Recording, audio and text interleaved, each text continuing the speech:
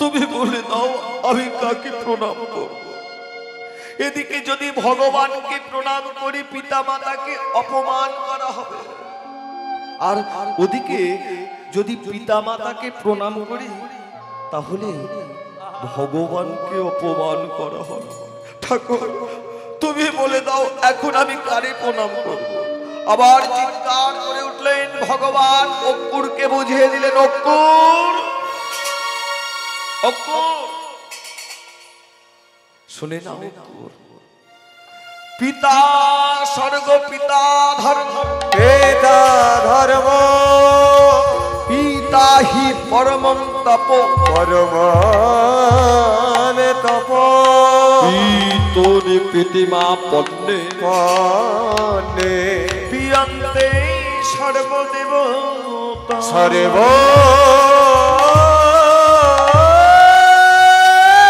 দেবতা।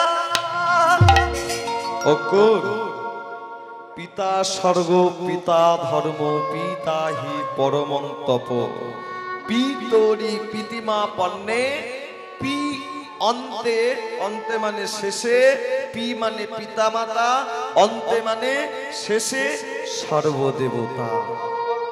অর্থাৎ আগে পিতা মাতা পরে সর্বদেবতা, সব দেবতা। তুমি আমার পিতা মাতাকে প্রণাম করো অর্জুন। ভগবান অক্কুরকে ইশারায় বুঝিয়ে দিলেন। এবার প্রণাম করে অক্কুর পিতা মাতাকে প্রণাম করে ডাক দিলেন, মা ও মা, মা গো আমি তোমাদের কৃষ্ণকে নিতে এসেছি। আমাদের কৃষ্ণকে নিতে এসেছো, কোথায় নিয়ে যাবে জানো মা? আমাদের মহারাজ কংস যজ্ঞ করছে, ধনুষ যজ্ঞ। সেই যজ্ঞের নিমন্ত্রণের হেতু মহারাজ নিমন্ত্রণ করে পাঠিয়েছে নিয়ে যাবার জন্য। হৃদয়টা কেঁদে উঠল যশোমতি, চিৎকার করে উঠলেন, গোপাল হরে গোপালে রে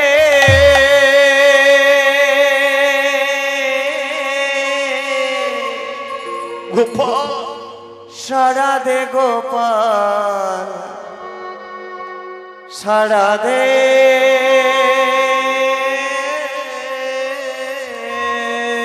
গোপাল তুই যাস না বাবা, তুই যাস না।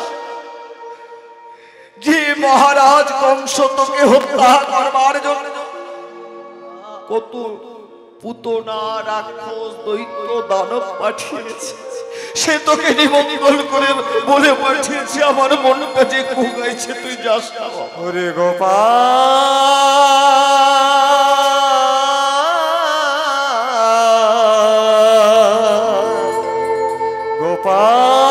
গোপাল রে। কিন্তু মায়ের কথা উপেক্ষা করে, মায়ের কথা উপেক্ষা করে ভগবান অক্কুরের রথে চেপে বসলেন। মায়ের কথা মানলেন না, শুনলেন না, উঠে বসলেন অক্কুরের রথে। হ্যাঁ গো, আপনাদের মতো মায়েদেরই প্রশ্ন জাগবে, বাবাদের প্রশ্ন জাগবে, যে ভগবান এই মাত্র বলল পিতা স্বর্গ পিতা ধর্ম পিতহি পরমং তপ, পিতরি পিতিমা পন্নে পিয়ন্তে সর্বদেবতা। আগে পিতা মাতা, তারপরে সর্বদেবতা। পিতা মাতার আদেশ উপদেশ মেনে চলতে বলছে, আর সেই ভগবান নিজে স্বয়ং বাবা মার কথা উপেক্ষা করে, পিতা মাতার কথা উপেক্ষা করে অক্কুরের রথে চেপে বসলে। সেই ভগবান নিজে শুনছে না তো আমাদের ছেলে মেয়েরা কি কথা শুনবে, তাই না? এমন মনে হতে পারে ভগবান কেন শোনেনি। আজ যদি ভগবান মায়ের কথা শুনে বৃন্দাবনে আটকে যেতে, তাহলে কংসের ধ্বংস হতো, কংসের বিনাশ হতো। ভগবান এই যে যুগে যুগে অবতীর্ণ হচ্ছেন তিনটি কারণের জন্য। গীতায় বলছে গীতায় বলছে তিনটি কারণের জন্য ভগবান প্রতি যুগে যুগে অবতীর্ণ হন। यदा यदा हि धर्मस्य ग्लानिर्भवतु भारत भारत अभ्युत्थानं धर्मस्य तदात्मानं सृजाम्यहं परित्राणाय साधूनां विनाशाय च दुष्कृतं धर्म संस्थापनार्थाय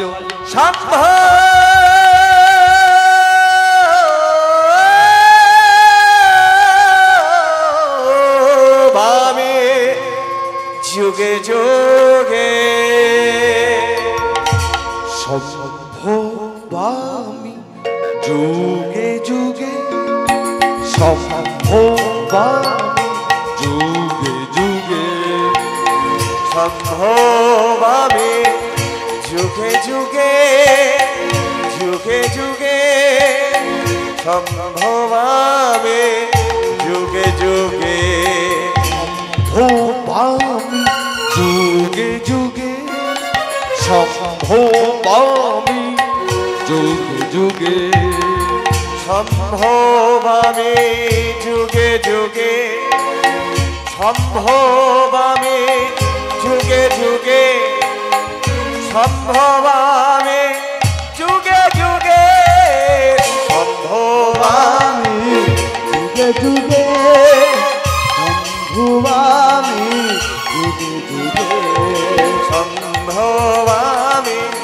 जुगे जुगे संभवामि जुगे जुगे।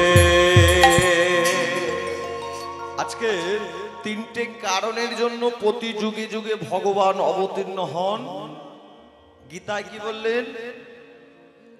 যদা যদা হি ধর্মস্য গ্লানির্ভবতু ভারত।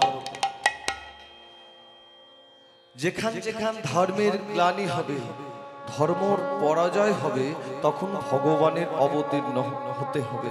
তিনটি কারণ কি বললেন? কাদের রক্ষা করবার জন্য ভগবান আসবে? এক, পরিত্রাণায় সাধুনাং, সাধুদের রক্ষা করবার জন্য অবতীর্ণ হবেন ভগবান, বলে দিচ্ছে গীতার মধ্যে। দুই, বিনাশায় চ দুষ্কৃতম, দুষ্টের দমন করবার জন্য, দুষ্টের বিনাশ করবার জন্য অবতীর্ণ হবেন। আর তিন, ধর্ম সংস্থাপনার্থায় সম্ভবামি যুগে যুগে।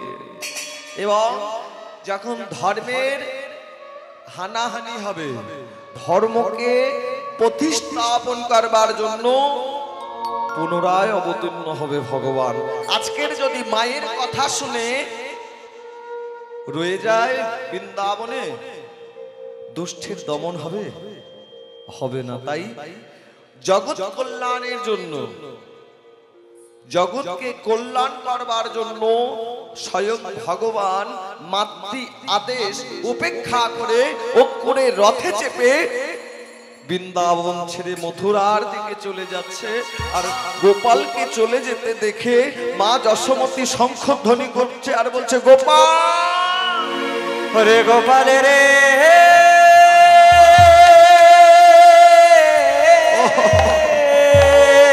গোপাল, গোপাল ওরে গোপাল,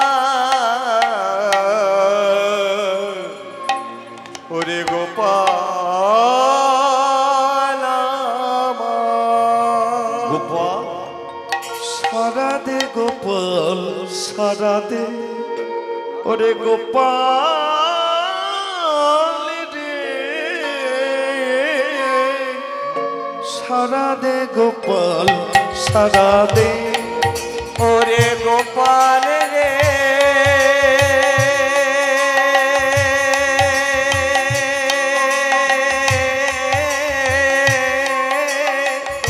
সারা দে গোপাল সারা দে, সারা দে গোপাল সারা দে। যে বাঁশি বাজিয়েছিলি বৃন্দাবনে সেবা সেবা জানাবা আমারই প্রাণে। যে বাঁশি বাজিয়েছিলে বৃন্দাবনে, সে বাঁশি বাজারে বা আমারই প্রাণে। যে বাঁশি বাজিয়েছিলি বৃন্দাবনে, ও সে বাঁশি বাজারে বাপ আমারই প্রাণে। গোপাল রে সারা দে গোপাল সারা দে, ওরে গোপাল রে সারা দে গোপাল সারা দে। সাজিয়ে এনেছি কৃষ্ণ বনি, সাজিয়ে রেখেছি আমি চির শরণ রে। ওরে বাছা গোপাল, তুই যে চলে যাচ্ছিস আমার এই করুণ হৃদয়ে তোর মধুর বাঁশি কে বাজাবে গোপাল? দেখ দেখ গোপাল ফিরে আয়, সাজিয়ে রেখেছি কৃষ্ণ বনি।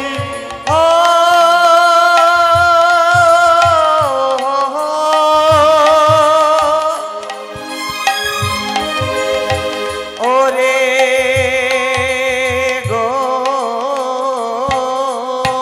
গোপাল সাজিয়ে রেখেছি আমি চির শরণ রে। সাজিয়ে রেখেছি কৃষ্ণ বনি, আই রে গোপাল খেয়ে নে, সারা দে গোপাল সারা দে। তাই হরি বল হরি বল রে।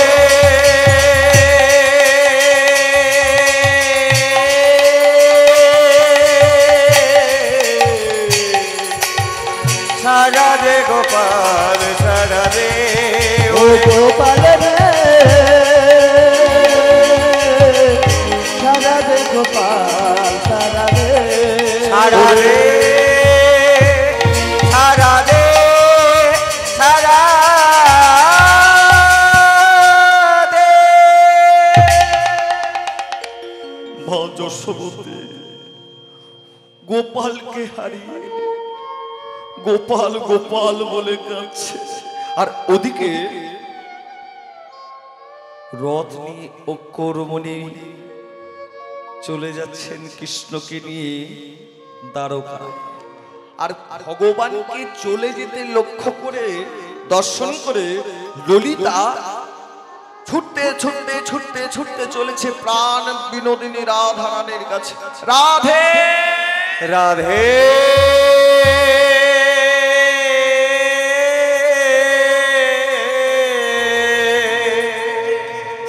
ওগো রাধে,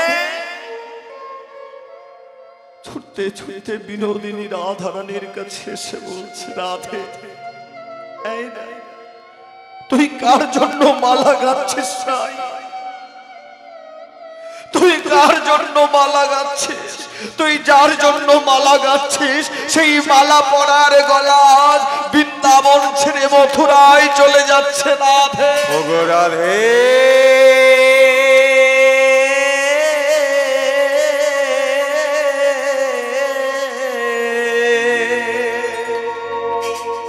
প্রাণ বিনোদিনী ললিতার মুখে যখন বধূকে বৃন্দাবনে ত্যাগ করার কথা শ্রবণ করেছে, শ্রবণ করেছে, রাধারানী এলো থেলো পাগলিনীর ন্যায় ছুটতে ছুটতে ছুটতে ছুটতে চলেছে।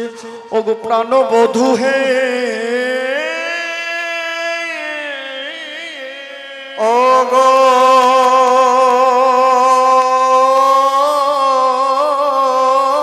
বধূ হে, ছুটতে ছুটতে ছুটতে চলেছে প্রাণ বধূ। ওগো বধূ গো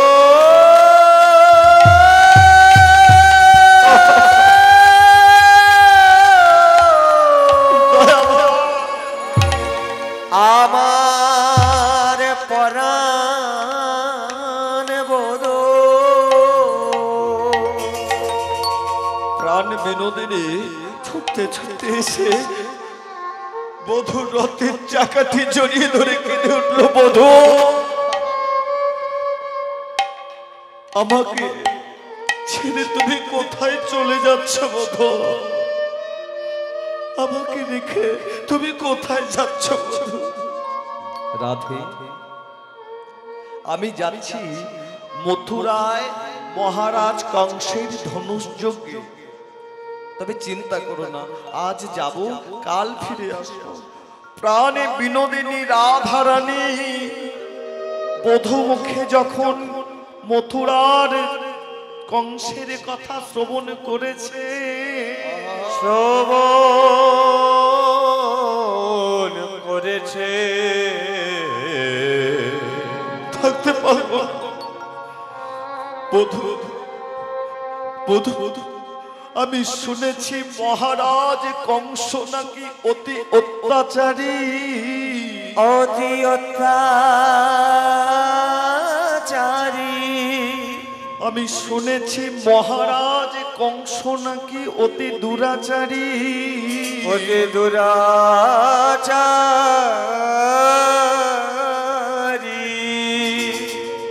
তুমি ওই মহারাজ কংসের কাছে যেও না, তুমি যেও না। যদি একান্তই তোমার যেতে হয়। বধূ, আমি শুনেছি যদি কেউ মৃত্যু যাত্রাকালে মৃতদেহ দর্শন করে যেতে পারে, যেতে পারে, তার যাত্রা পথ নাকি শুভ, তার যাত্রা পথ নাকি শুভ। তাই বলি কি বধূ, তুমি যেহেতু যাচ্ছ মথুরায় কংসের কাছে, কংস মহারাজ অতি অত্যাচারী, তাই তোমার কোনো বিপদ হোক, তোমার কোনো অঘটন হোক, এটা আমি সহ্য করতে পারবো না বধূ। তাই বলি বধূ, তুমি যদি আমায় ভালোবেসে থাকো, এই অভাগিনী দাসীরে যদি তুমি কৃপা করে থাকো, বলি দাও দাও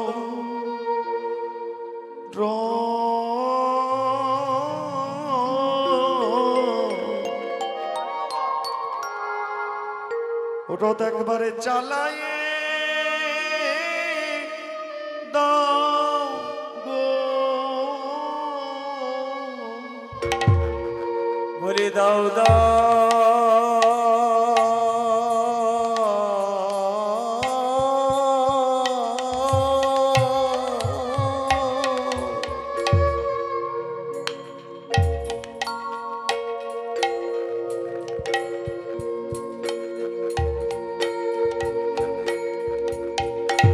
রথে চালা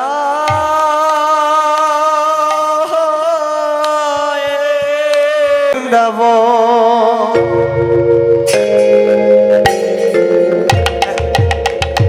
চলো আমার মন, চলো যায় মধুর বৃন্দাব, চলো আমার মন, চলো যাই মধুর বৃন্দাব, চলো আমার মন, চলো যায় মধুর বৃন্দাব, চলো আমার মন, চলো যাই মধুর বৃন্দাব। কুণ্ড রাধা কুণ্ড, আবার গিরি গোবর্ধন, আমার কেশি ঘাট বংশীবন নিকুঞ্জ কানন, ও শ্যামকুণ্ড আর রাধা কুণ্ড, গিরে গোবর্ধন, কেশি ঘাটার বংশী বট দ্বাদশ কানন। চলো চলো আমার মন, চলো চলো আমার মন, চলো আমার মন, চলো যাই মধুর বৃন্দাব, বলে চলো আমার মন, চলো যাই মধুর বৃন্দাব, ও চলো আমার মন, চলো যাই মধুর বৃন্দাব, চলো আমার নিতাই বল হরি বল হরি বল হরি বল, চলো আমার মন,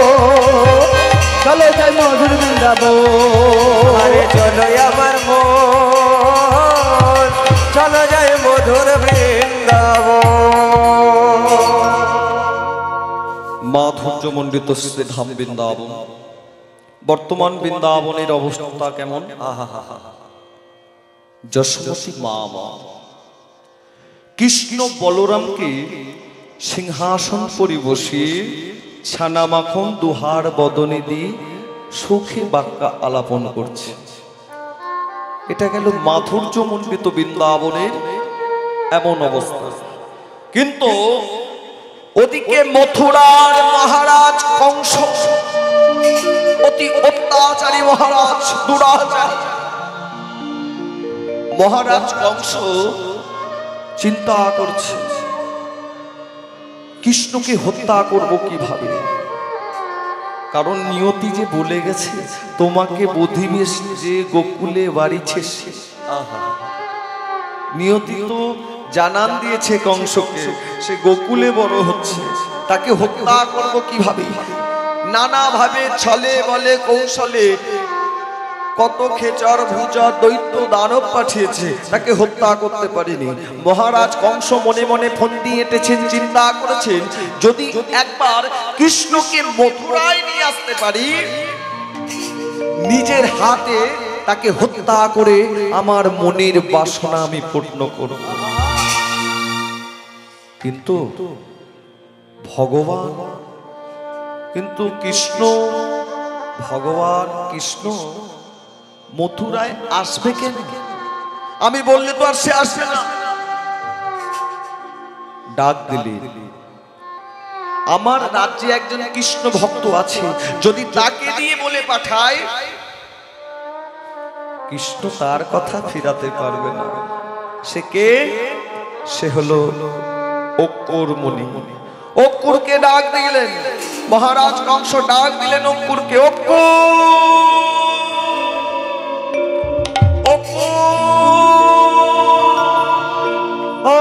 গো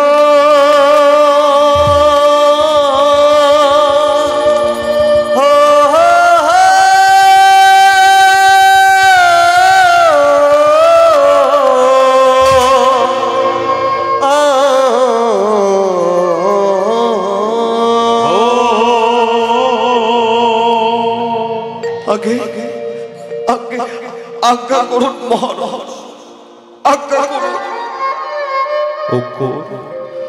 তুমি এই মুহূর্তে রথ নিয়ে বৃন্দাবনে যাবে। বৃন্দাবনে গিয়ে কৃষ্ণ বলরামকে নিয়ে মথুরায় আসবে। যদি কেউ জানতে চায় কেন নিয়ে যাচ্ছ কৃষ্ণ বলরামকে, বলবে আমাদের মহারাজ কংস যজ্ঞ করছে, ধনুষ যজ্ঞ, সেই যজ্ঞের নিমন্ত্রণ হেতু আমি কৃষ্ণ বলরামকে বলে পাঠিয়েছি। অক্কুরমণি মহারাজ কংসের কথা মতো রথ নিয়ে বদনে কৃষ্ণ গুণগান গাইতে গাইতে বৃন্দাবনের পথে চলেছে। আর সবাইকে ডেকে ডেকে বলছে এসো ভাই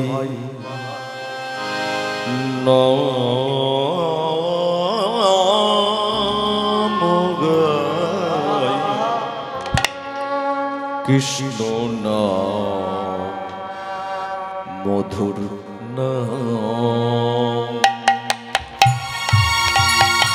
এসো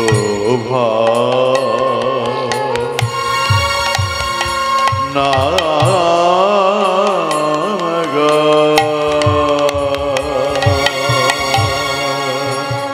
কৃষ্ণ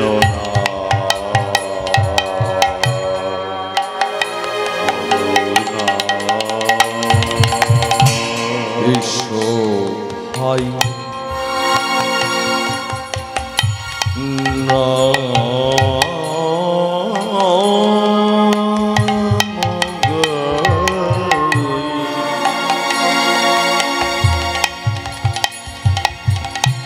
কৃষ্ণ নাম মধুর নাম। এসো ভাই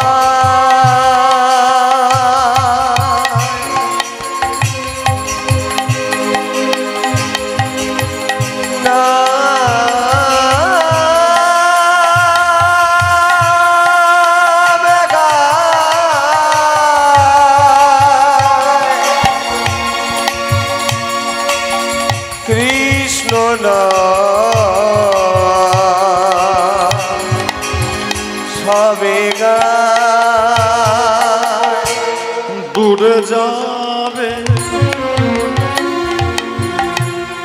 ত্রিতাপ জ্বালা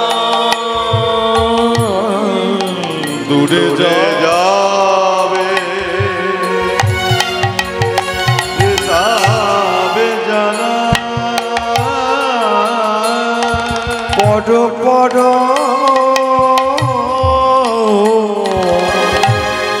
হরি নামের মালা দূরে যাবে যাবে তোমরা পড়ো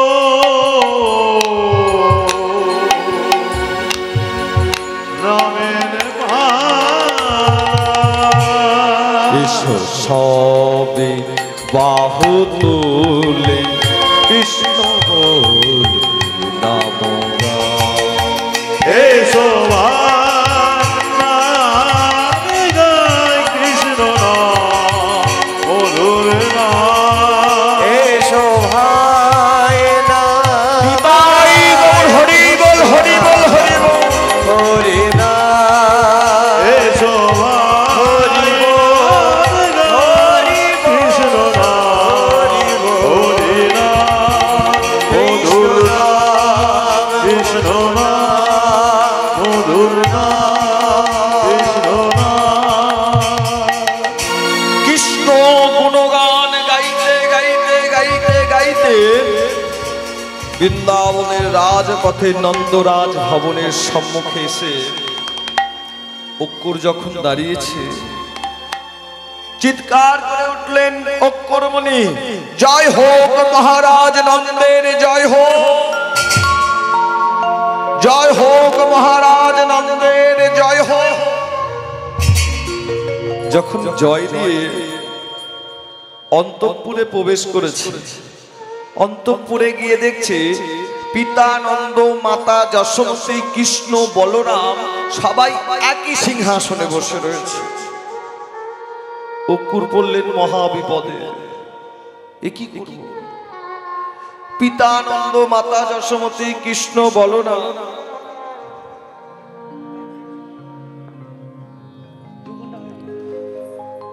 একই আসনে বসে রয়েছে।